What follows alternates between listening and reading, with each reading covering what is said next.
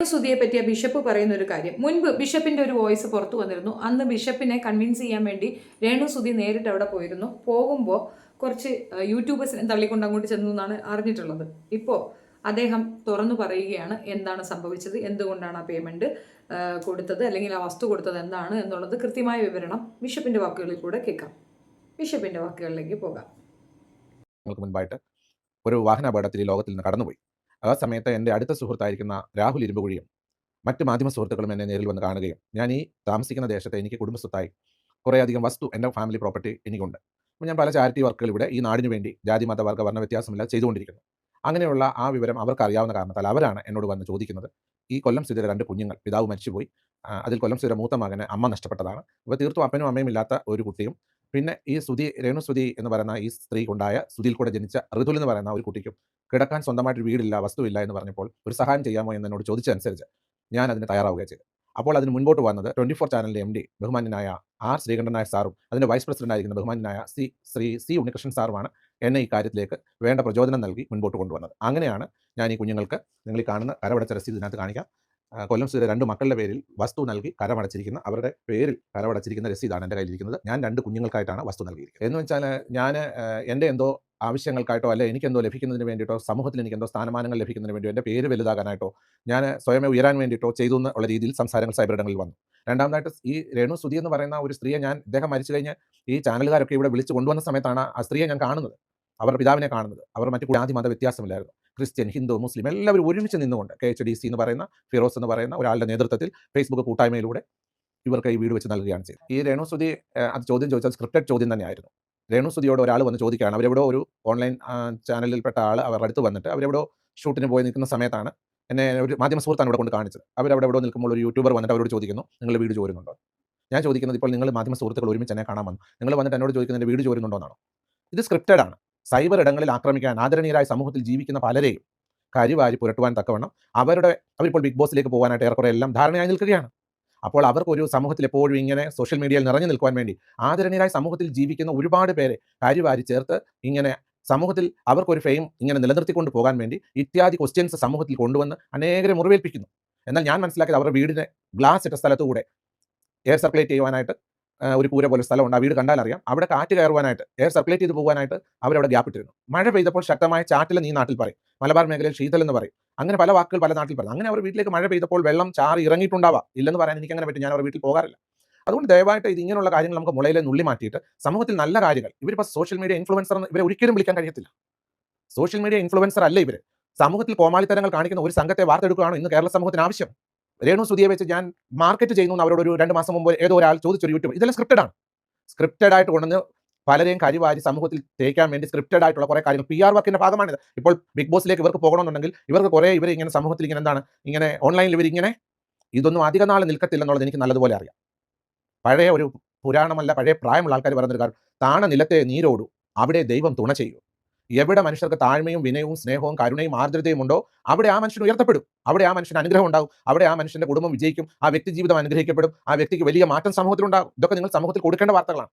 മനുഷ്യ ജീവിതത്തിൽ നമുക്ക് ഇന്ന് ഉണ്ടായിരിക്കേണ്ട പ്രധാന കാര്യം, നമ്മുടെ ജീവിതത്തിൽ നമുക്ക് എന്ത് ലഭിക്കുമ്പോൾ നമുക്കൊരു താഴ്മയാണ്. ഇവരുടെ പേരെല്ലാവരും എപ്പോഴും പറഞ്ഞുകൊണ്ടിരിക്കാൻ സോഷ്യൽ മീഡിയയിൽ വന്ന് കാണിക്കുന്ന എൻ്റെ ഭാഷയിൽ പറഞ്ഞ പേക്കൂത്തുകൾ എന്നാണ് ഈ നാട്ടിലെ ലോക്കൽ ഭാഷ, ഇവിടുത്തെ ഒരു നാടൻ ഭാഷയാണ് പേക്കൂത്തുകളി. എന്താണ് അവർ പറയുന്നത്? 5 മിനിറ്റ് അച്ഛന്റെ കാര്യത്തിൽ ഒരു തീരുമാനമായി. അച്ഛൻ വെറുത്ത് അങ്ങേയറ്റം വെറുത്ത് വല്ലാത്ത ദേഷ്യത്തിലാണുള്ളത്.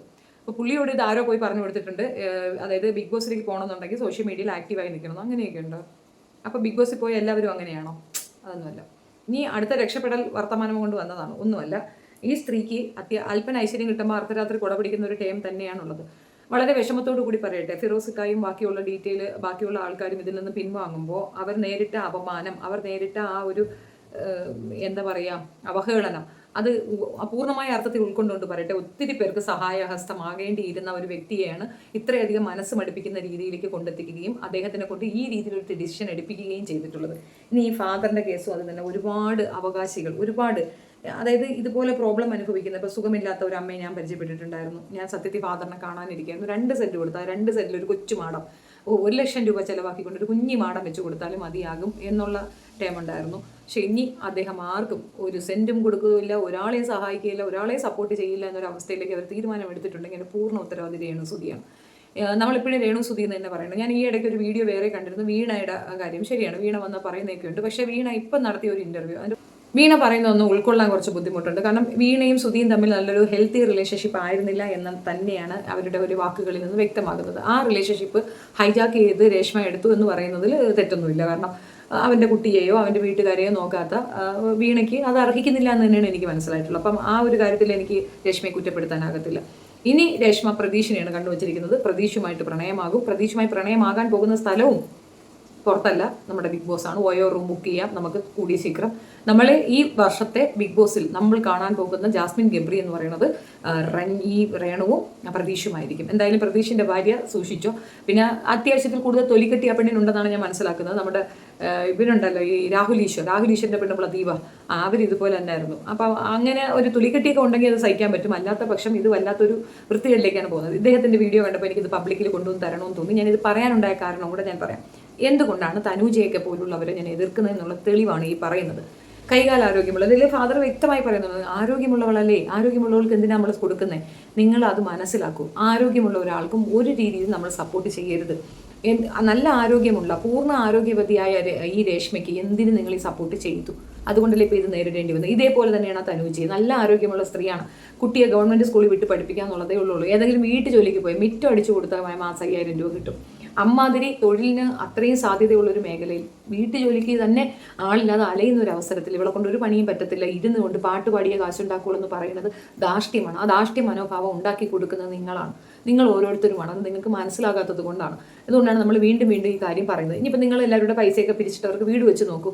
നാളെ രേണു കാണിക്കുന്നതിൻ്റെ മറുപിറവി ആ പെണ്ണ് കാണിക്കും. കാരണം നാളിതുവരെ അവളെ ആരൊക്കെ സപ്പോർട്ട് ചെയ്തോ അവരെയൊക്കെ എതിർത്ത് സംസാരിച്ച് പോക്കൃത്തരം പറഞ്ഞൊരു പെണ്ണാണ് തനൂജ എന്ന് പറയുന്നത്. ഇത്രയധികം സോഷ്യൽ മീഡിയ എടുത്ത് വെച്ച് ആർമാദിച്ചിട്ടുണ്ട്. എൻ്റെ ഒരു അഭിപ്രായത്തിൽ രേണുവിൻ്റെ ഒപ്പം തനൂജയും കൂടെ ബിഗ് ബോസിലേക്ക് കൊണ്ടുപോകണമെന്നാണ്. അത്രയും ദിവസമെങ്കിലും ഞങ്ങൾ സ്വസ്ഥമായിട്ട് ഇവിടെ ഇരിക്കുമല്ലോ എന്നുള്ളതാണ് വസ്തുത. അപ്പം ഈ വിഷയത്തിൽ ഈ ഫാദറിന് വേണ്ടിയിട്ട് ഞാനൊരു വീഡിയോ ചെയ്തേ എന്നുള്ളൂ. ഫാദർ നിർബന്ധിച്ചിട്ടൊന്നുമില്ല കേട്ടോ, ഞാൻ കണ്ടിട്ടില്ല. ബട്ട് സ്റ്റിൽ അദ്ദേഹം പറഞ്ഞ പോയിന്റ് ഉണ്ടല്ലോ, വളരെ ജെനുവിൻ പോയിന്റാണ്. വളരെ ജെനുവിൻ ആയിട്ടുള്ള ഒരു പോയിന്റാണ് അദ്ദേഹം അവതരിപ്പിച്ചത്. സത്യം പറഞ്ഞു കഴിഞ്ഞാൽ ഇവക്ക് ആര് സപ്പോർട്ട് ചെയ്തിട്ടുണ്ടോ അവരെല്ലാം ഭയപ്പെടണം. ഇപ്പോൾ ആരൊക്കെ അവൾക്ക് എന്തെങ്കിലും ചെയ്തിട്ടുണ്ടോ അവരെല്ലാം മാറി നിന്നോ, സ്വിച്ച് ഓഫ് ചെയ്തോ, അല്ലെങ്കിൽ മൊബൈലിൽ നിന്ന് അവളെ എടുത്ത് കിക്ക് ഔട്ട് ആക്കുക, എങ്ങനെയാണെങ്കിലും സേവ് യുവർ സെൽഫ് എന്ന് മാത്രം എനിക്ക് പറയാനുള്ളൂ. കാരണം ഈ സ്ത്രീ മുഴുക്ക ഫേക്കാണ്. ഫേക്കെന്ന് മാത്രവുമല്ല, ഈ സ്ത്രീ ആരെ കൂട്ടുപിടിച്ചിട്ടുണ്ടോ അവരെയൊക്കെ മോശം പറയുകയാണ് ചെയ്യുന്നത്. രണ്ടും, അതായത് രേണുവും അതെ തനുജയും അതെ, രണ്ടും ഒരേ തൂവൽ പക്ഷികളാണ്. ഈ വീണയുടെ കേസ് ഞാൻ പറഞ്ഞത് തന്നെയാണോ നിങ്ങളുടെ അഭിപ്രായം എന്ന് എനിക്കറിയാൻ ആഗ്രഹമുണ്ട്. അതുകൊണ്ട് അത് പറയുക. പലരും എനിക്കത് കൊണ്ടുവന്നിട്ട് ഒന്ന് റിയാക്ട് ചെയ്യുമെന്ന് ചോദിച്ചിട്ടുണ്ട്. സീരിയസ്ലി അവരുടെ ആ വീഡിയോസ് കാണുമ്പോൾ എനിക്ക് മനസ്സിലായിട്ടുള്ളത് വീണ കുറേ ഇടങ്ങളിൽ നുണ പറയുന്നതായിട്ടാണ് തോന്നിയിട്ടുള്ളത്. ഒന്നാമത്തെ കാര്യം, വീണയും സുധിയും തമ്മിൽ പിരിഞ്ഞിട്ടുണ്ടായിരുന്നില്ല. ഇവർ തമ്മിൽ കമ്മ്യൂണിക്കേറ്റ് ചെയ്തു. അത് വീണ ചോദ്യം ചെയ്ത ശേഷം ഡ്രസ്സിൻ്റെ കാര്യം പറയുന്നു, വേറെ എന്തൊക്കെ പറയുന്നു, തെളിവില്ലെന്ന് പറയുന്നു. തെളിവില്ല പിന്നെ പറയരുത്, തെളിവുണ്ടെങ്കിൽ പറയുക, ഇല്ലെങ്കിൽ മിണ്ടാതിരിക്കുക.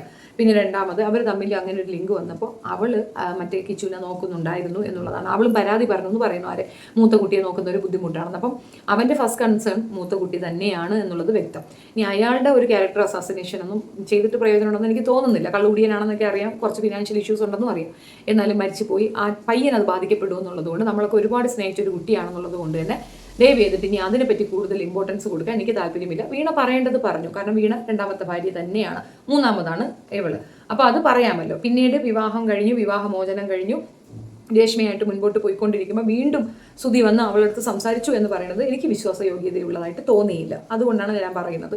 അപ്പം നിങ്ങളുടെ അഭിപ്രായം എന്താണെന്ന് വെച്ചാൽ നിങ്ങൾ കമൻറ്റിൽ പറയുക. വിശ്വാസയോഗ്യത ഉണ്ടായിരുന്നെങ്കിൽ ഞാനത് സപ്പോർട്ട് ചെയ്തേനെ. അപ്പോൾ എനിക്കത് ഫേക്കായിട്ടാണ് ഫീൽ ചെയ്തത്. ആൻഡ് പർപ്പസ്ലി അവരെ വിളിച്ചിരുത്തി ഒരു വീഡിയോ ഇടുമ്പോൾ കിട്ടുന്ന ഒരു അക്സെപ്റ്റൻസ് ആയിരിക്കും ആ യൂട്യൂബർ ഉദ്ദേശിച്ചിട്ടുണ്ടാവുക.